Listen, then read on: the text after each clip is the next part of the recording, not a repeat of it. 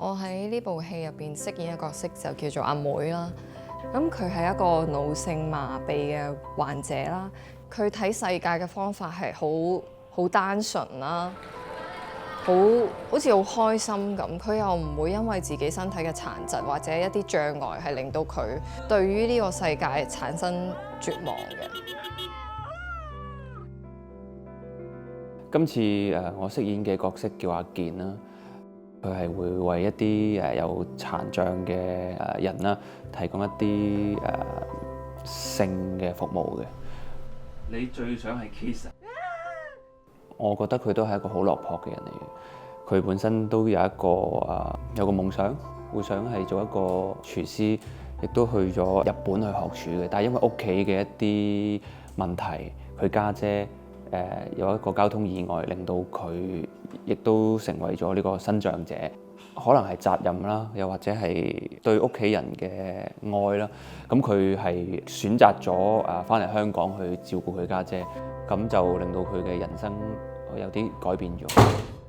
即係反而係一個好健全嘅佢好唔開心，佢好多創傷，遇上咗呢一個殘疾嘅女仔。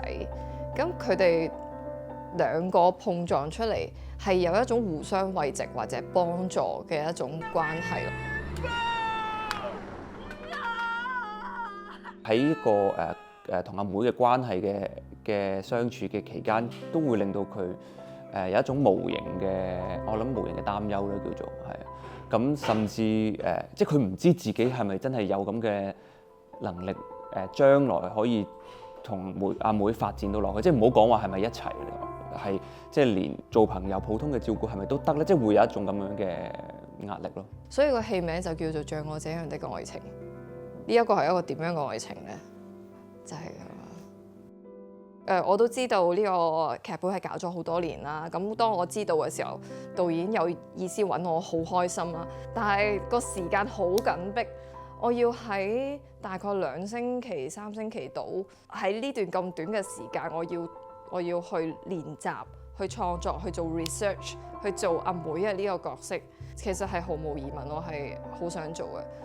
我想做嘅原因就係，我希望大眾係可以對呢一個題材，又或者係呢一個族群，佢嘅需要、佢嘅聲音係會被聽到咯。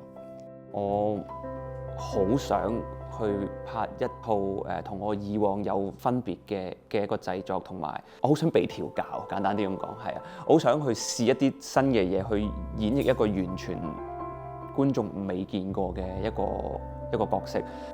其實我懇求佢可以俾個機會我，同埋可以帶領我去行去另一個階段嘅。